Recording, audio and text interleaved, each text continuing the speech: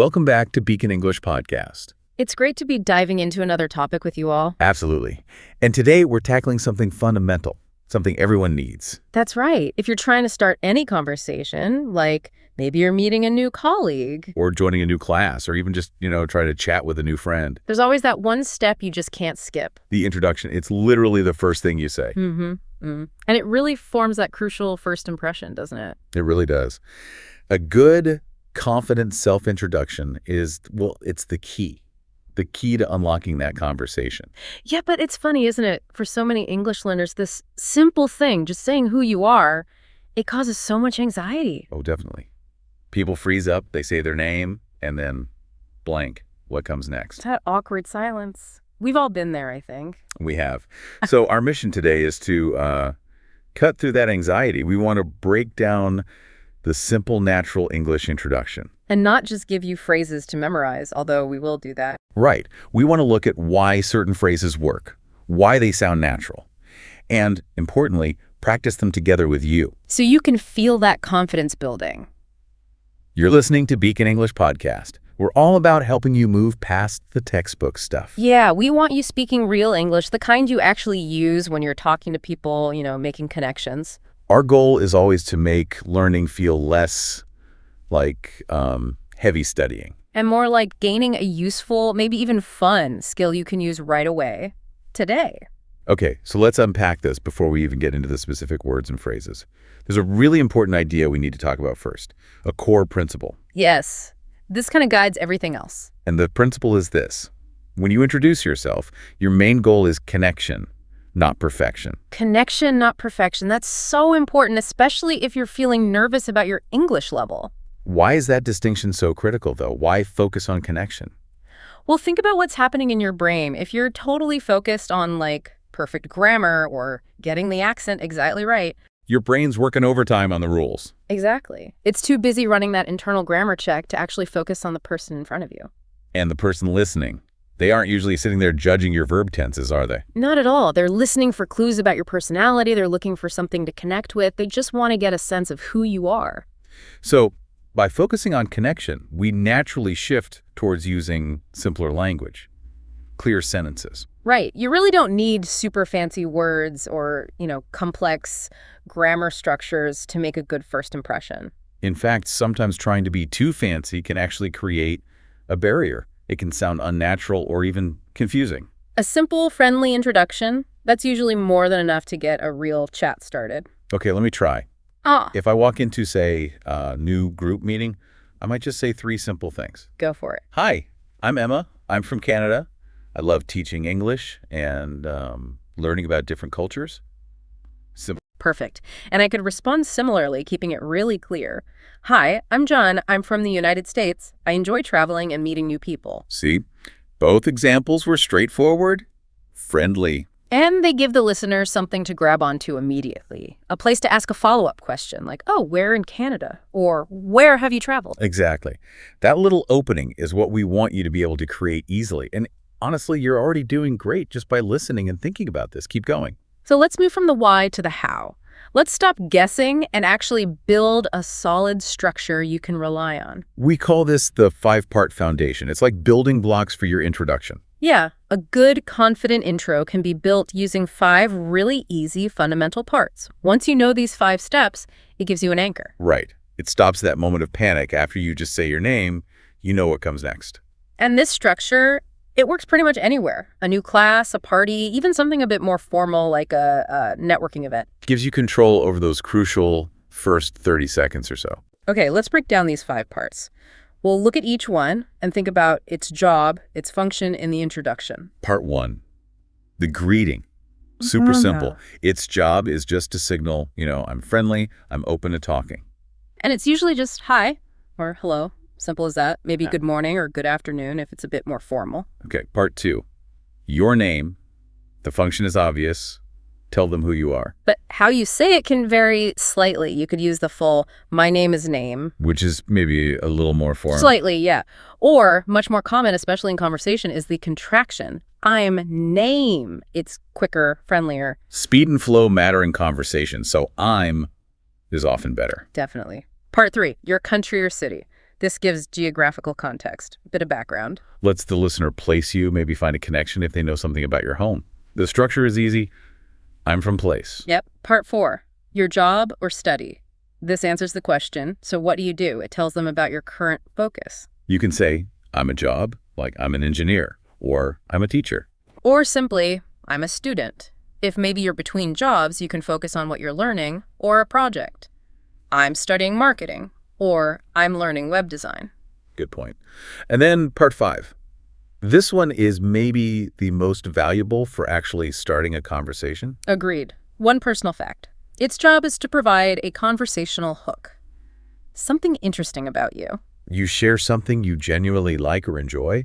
The structure is usually, I like hobby, or I enjoy activity. Like, I like hiking, or I enjoy cooking. Something simple but personal. Okay, 5 parts. Greeting, name, place, job, study, personal fact. Let's practice saying these building blocks out loud now. We call this the foundation drill. I'll say the phrase, and you repeat it right after me. Focus on the sound, the flow. Say it with confidence. Ready? Let's start with part 1, the friendly signal. Hi. Now, part 2, your identity. My name is? Or maybe the shorter one. I'm A. Good. Part 3, the context. I'm from. Part 4, your status or focus. I'm Hey. And part 5, the hook. I like, or maybe. Excellent. Just saying those core phrases helps build the muscle memory. Now let's put it all together. We'll each run through our full 5-part introduction again. Listen to the simple, clear, friendly tone. Okay, listen to mine first. Then you try putting your own 5 parts together using this structure. Hi, my name is John. I'm from the US. I'm an English coach. I love traveling. Okay, your turn. Try your full intro now. Great. Now try mine. Hi, my name is Emma. I'm from Canada. I'm a teacher. I like reading books. Okay, try yours one more time. Get that flow. This 5-part structure is your solid base. It's reliable.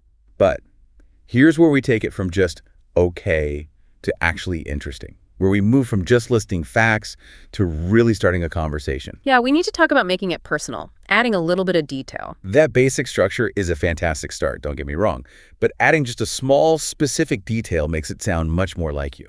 And crucially, it gives the other person a really easy topic to ask about next. It makes their job easier. Think of that specific detail like bait on a fishing hook. Huh, yeah, exactly. If the detail is too general, like I like music, well, the other person might not bite. They can only really say, oh, cool, or me too. Right. But if the detail is specific, they know exactly what question to ask. It creates that connection point almost automatically. Let's compare. We'll look at a basic version, which is okay, Yeah. and then a better, more engaging version with that specific detail. Okay, let's start with hobbies. We need to go beyond just the general category. So basic. I like cooking. It's fine. Nothing wrong with it. But better. I'm learning to cook Italian food. Or maybe I bake bread every weekend. See the difference. Italian food or bake bread, those details give the listener an immediate question. Like, oh, cool, what's your favorite Italian dish to make? Or, wow, bread, that sounds amazing. What kind do you bake? Exactly, it opens the door. Same thing for your job or studies, we need a little context. Basic. I'm a student. I like movies. Again, okay. Better. I'm a university student studying computer science. I'm really into science fiction movies. Much better. University and computer science give more context. And science fiction movies is specific. It shows personality. Right. Now the listener can say, oh, computer science, cool, are you enjoying it? Or sci-fi, me too, did you see that new movie? It just makes conversation so much easier. Okay, one more. Origin or culture. Don't just state the place. Basic. I'm from Mexico. Fine, but better. I'm from Mexico City, and I love sharing traditional stories from my culture. Ooh, I like that one. It connects the place, Mexico City, to something personal, sharing stories. It makes the introduction much warmer, more memorable. And it invites questions about those stories, about the culture. This specificity, this adding detail, it's also a great way to manage, conversational risk. What do you mean by risk? Well, by giving a small, specific detail, you're kind of guiding the conversation. You're making it easier for them to ask a relevant question. You almost control the first question you'll get asked back. Ah, I see. Which is a huge confidence booster, especially if you're nervous. You can anticipate the likely follow-up. Exactly. Okay, let's do another quick practice drill. This time, focusing just on these more detailed personal phrases. Repeat after me, focusing on that smooth rhythm. Ready? Let's try some hobby details. I'm really into indie rock music. I love traveling, especially to mountains. I'm learning to cook vegetarian meals. Now, maybe about learning or interests. I enjoy meeting new people, especially those who like technology. Okay. Job or study details. I work with computers, specifically website design. I study history, focusing on the 20th century. Excellent work. You probably sound really natural already. Adding these little specifics makes your introduction unique. Interesting. It lays the groundwork for a real conversation, not just an exchange of facts. Your introduction isn't just a verbal CV. Right. It's a tool designed to start and hopefully sustain the first few moments of dialogue. Okay, so we know the structure. We know about adding detail. What does this actually look like in a real conversation? Let's walk through a scenario. We'll role-play meeting for the first time. Imagine we're at maybe a company training session or the first meeting for a university group project. Somewhere semi-casual, semi-professional. Pay attention to how we use short sentences, a friendly tone, and how we ask questions back reciprocity to keep it flowing. Okay, you can initiate the conversation. Right. Hi, I'm Emma. Nice to meet you. I'm a technical writer here. Just the basics to start. Hi, Emma. I'm John. Nice to meet you, too. A technical writer. Interesting. Okay. So where are you from originally? See? I acknowledged and then asked that common follow-up question. Perfect. Now I'll answer and turn it right back.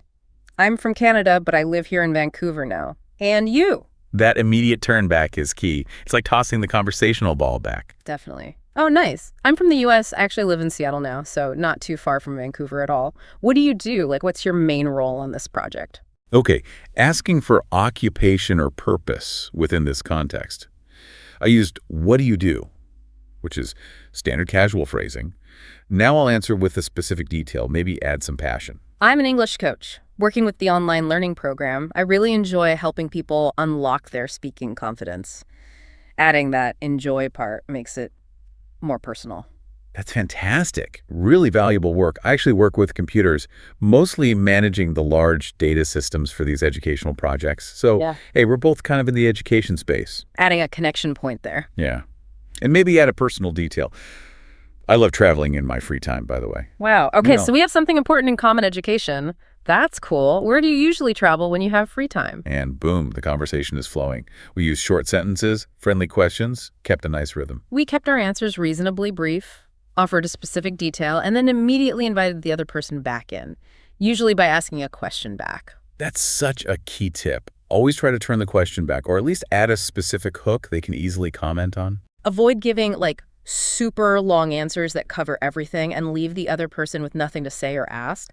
Keep the ball rolling back and forth. Right. But, sometimes learners tell me, I know the phrases, I understand the structure, but when I actually meet someone, it all goes out the window. Yeah, the conversation feels too fast, or the words just feel clunky or unnatural coming out. Why does that happen? It often comes down to muscle memory and fluency. The connection between your brain and your mouth needs practice, especially at conversational speed. If you're busy translating every single word in your head from your first language, you're always going to be a step behind. It makes the rhythm feel off. Exactly. So the fix for this, something we really recommend, is a technique called shadowing practice. Ah, yes, shadowing. It's incredibly effective for building that smooth conversational rhythm. Can you explain what shadowing is exactly? Sure. Shadowing means you repeat what you hear immediately after the speaker says it, like an echo or a shadow following closely behind. You're not trying to think about grammar rules or translate anything. Nope. Your only focus is on mirroring the sound, the rhythm, the intonation, and the speed of the person you're listening to, as closely as you can. So it's more physical than mental, in a way. Exactly. You're literally training the muscles in your mouth, your tongue, your jaw to produce those English sounds in the right sequence automatically. Okay. So your brain doesn't have to consciously think, okay, now form this sound, now this one. It becomes more automatic. Right. And remember, the goal isn't a perfect native accent. That's often unrealistic and unnecessary. What is necessary? Smooth, clear, predictable speech. Speech that flows naturally and is easy for the listener to follow.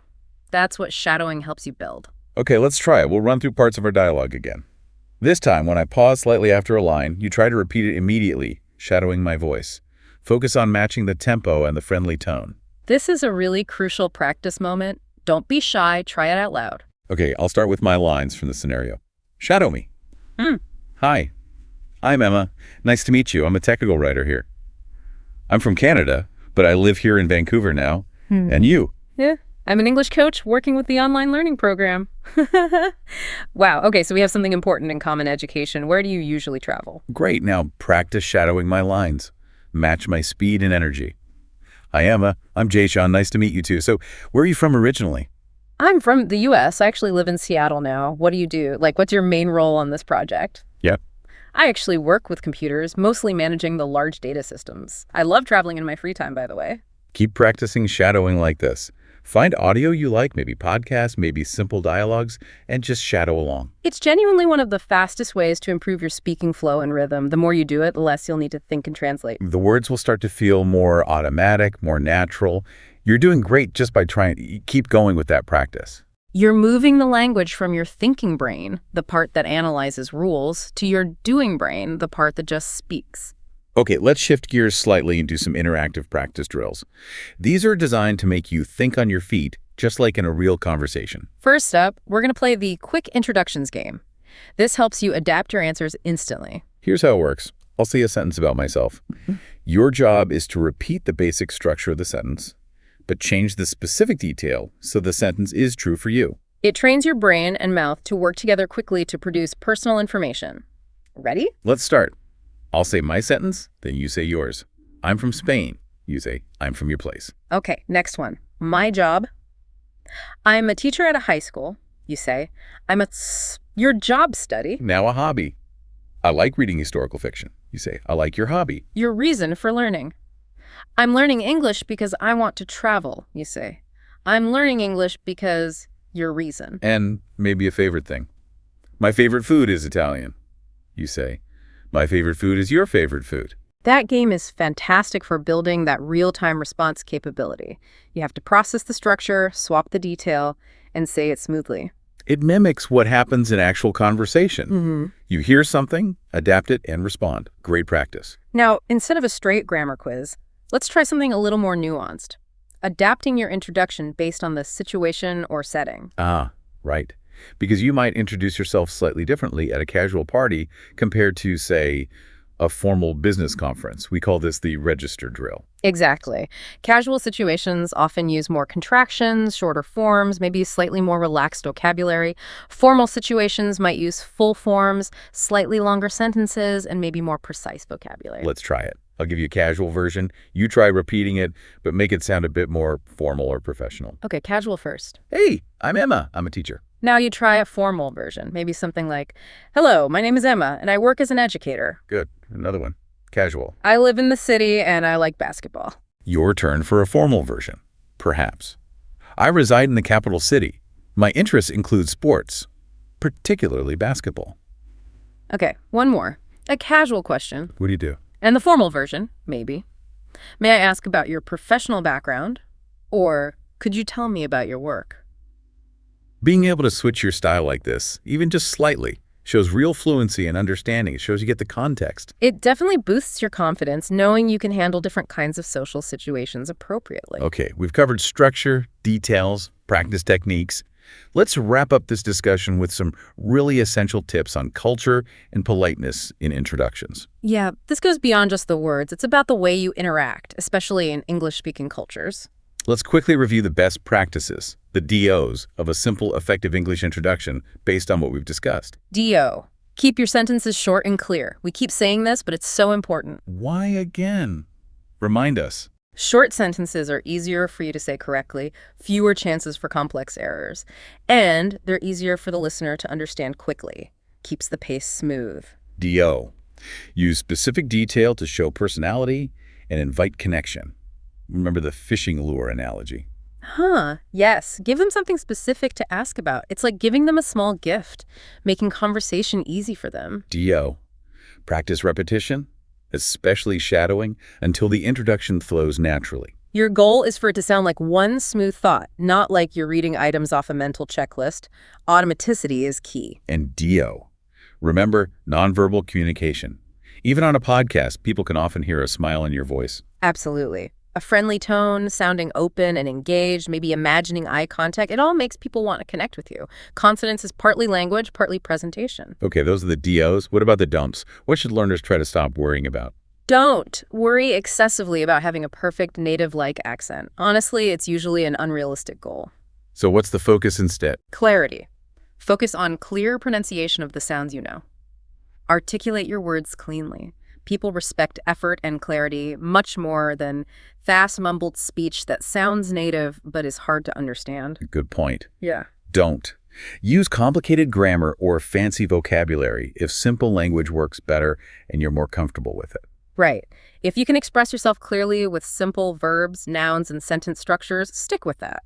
Confidence comes from mastering the simple stuff first. Makes sense. Build a strong foundation. And a really important cultural one, don't share too much very personal information right away in the first introduction. Especially in more professional or formal settings, right? Definitely. Keep the personal detail light. A hobby, a general interest, a favorite type of movie or music is great. But maybe avoid things like Politics, religion, salary, deep personal problems. Save those topics for when you know someone much, much better.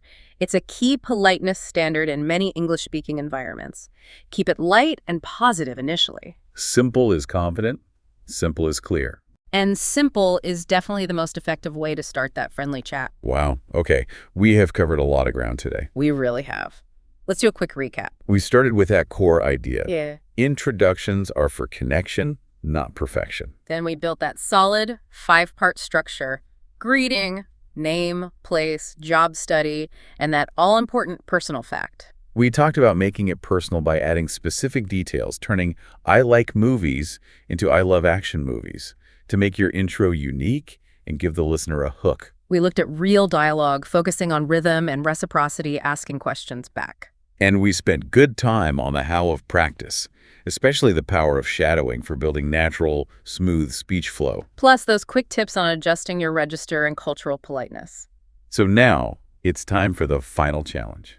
This is where you apply everything we've talked about. You've heard the structure, practiced the phrases, you understand the why. Now it's time to create your definitive personal introduction. Right now, if you can, grab a piece of paper or open a note on your phone. We challenge you to write down your full personal self-introduction. Use those 5 parts. Make sure your details are specific. Include 1 or maybe 2 unique facts that really represent you. Make it sound like you. And here's the most critical step. Say it out loud. Use a friendly, clear, confident tone. Practice it 3 times. Then maybe 5 times. Maybe 10 times. Say it until the words feel comfortable, until you don't have to stop and think or translate. Practice until it feels automatic, like breathing. Because that is how fluency really grows. By taking what you learn and turning it into spoken, natural language every day. Even if it's just practicing your introduction for 1 minute while you make coffee, that consistent practice makes all the difference. We absolutely believe you can do this. Confidence in English doesn't start with knowing thousands of words. It starts with mastering those first few simple, clear sentences you say when you meet someone new. Thank you so much for joining us today, for spending this time focusing on your conversation confidence. We hope you found it really helpful. Don't forget to follow or subscribe to Beacon English Podcast. We'll be back next week with more easy English conversations and practical tips. Keep smiling, keep speaking, and keep learning. You really can do it.